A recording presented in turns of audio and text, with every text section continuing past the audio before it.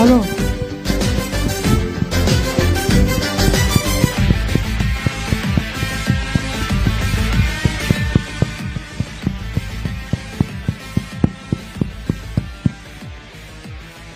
యువ నాయకుడు నారా లోకేష్ గారికి మరొక్కసారి సభ మీదకి స్వాగతం పలుకుతున్నాం. రాష్ట్రం అంతా పాదయాత్ర చేసుకుంటూ కుటుంబాన్ని పక్కన పెట్టి ప్రజలకి దగ్గరవుతూ మరొక నూతన ధైర్యాన్ని అందిస్తూ మా యొక్క యువ నాయకత్వానికి ముందుకు నడిపించడానికి కదలి వచ్చినటువంటి లోకేష్ అన్న గారికి హృదయపూర్వకమైనటువంటి ధన్యవాదాలు. ఉత్తరాంధ్ర ప్రాంతంలో మీ అడుగు పెట్టినందుకు ఈ రోజు మా ప్రాంతం పులకరిస్తుంది. ఈ సభలో వేదికలో మీరు అడుగు పెట్టినందుకు సభ దద్దరిల్లుతోందన్న మాటతో మీకు మరొకసారి స్వాగతం పలుకుతున్నాం. అలాగే వేదిక ఎదురుగా మీడియా పాయింట్ దగ్గర ఉన్నటువంటి కార్యకర్తలకి మరొక్కసారి విజ్ఞప్తి చేస్తున్నాం. మీకు మీరే ఇబ్బంది పెట్టుకుంటున్నారు. అందరూ కూడా ఒకే దగ్గర ఎక్కువ మంది జనకూడదంతో మీకు మీరే ఇబ్బంది పెట్టుకుంటున్నారు. చాలా స్థలం ఉంది. దయచేసి సహకరించండి. కొంతవరకు డీకంజెస్ట్ చేయండి, కొంతవరకు వెనక్కి వెళ్లే ప్రయత్నం చేయండి. ఎక్కువ మంది ఒకే దగ్గర అవ్వడంతో ఆడపడుచులు కూడా ఉన్నారు. అందరూ కూడా ఇబ్బంది పడుతున్నారు. మరొక్కసారి వినయపూర్వకంగా మీకు రిక్వెస్ట్ చేస్తున్నాం.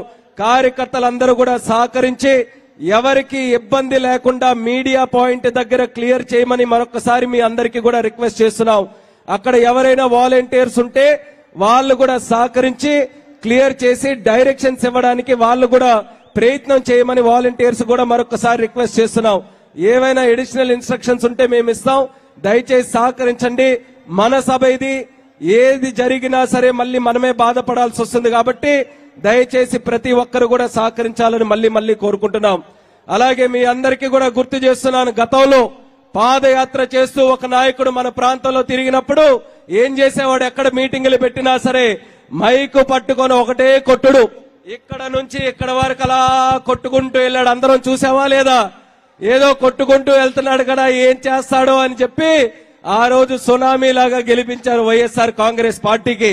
తర్వాత ఏం కొట్టాడనంటే ఆంధ్రప్రదేశ్ రాష్ట్ర ప్రజల తాలూకా కడుపు కొట్టాడు ఈ జగన్మోహన్ రెడ్డి. అది గుర్తుపెట్టుకోవాలి మనం అందరం కూడా. అందరినీ కూడా సర్వనాశనం చేశాడు. ఏ ఒక్క వర్గం కూడా ఈ రోజు సుఖంగా లేరు. ఏ ఒక్క వర్గం సంతోషంగా లేరు.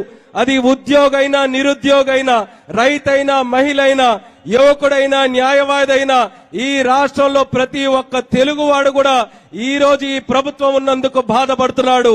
మరి ఎన్ని రకాలుగా మనం పొట్టగొడిగితే మనమందరం కూడా తిరిగి కొట్టడానికి సిద్ధంగా ఉన్నామా లేదా? ఒక్కసారి గర్జించి చెప్పండి. ఈసారి కొట్టే కొట్టుడు ఇలా అలా ఉండకూడదు. గతంలో మీరు తుఫానులు చూశారు. మనకి కూడా కొత్తవి కాదు. ఉత్తరాంధ్రలో హుదూద్ తుఫాను చూశాం, సిక్కోలులో తితిలి తుఫాను చూశాం.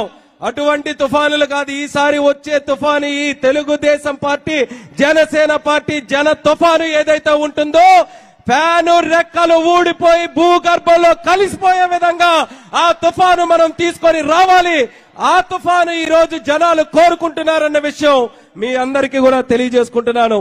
ఆల్రెడీ ఒక ముఖ్య నాయకులు లోకేష్ అన్న గారికి మనం ఆహ్వానించుకున్నాం. మరొక ముఖ్య నాయకుడు కూడా వేదిక మీదకి రాబోతున్నారు. వన్ అండ్ ఓన్లీ లెజెండ్, అందరూ కూడా ముద్దుల మావయ్య అని పిలుచుకునేటటువంటి మన అందరి అభిమాన నాయకుడు, ప్రజానాయకుడు నందమూరి తారక రామారావు గారి తాలూకా బిడ్డ, ప్రతి ఒక్కరం కూడా అభిమానించేటటువంటి వ్యక్తి మరొక 2 నిమిషాల్లో వేదికను అలంకరించబోతున్నారు. దానికి కూడా ప్రతి ఒక్కరు కూడా సిద్ధంగా ఉండాలని కోరుకుంటూ మరి ఇప్పుడు తరువాత మన ఆంధ్రప్రదేశ్ ఐరన్ లేడీ ప్రతిభా భారతి గారు మాట్లాడవలసిందిగా కోరుకుంటున్నాను.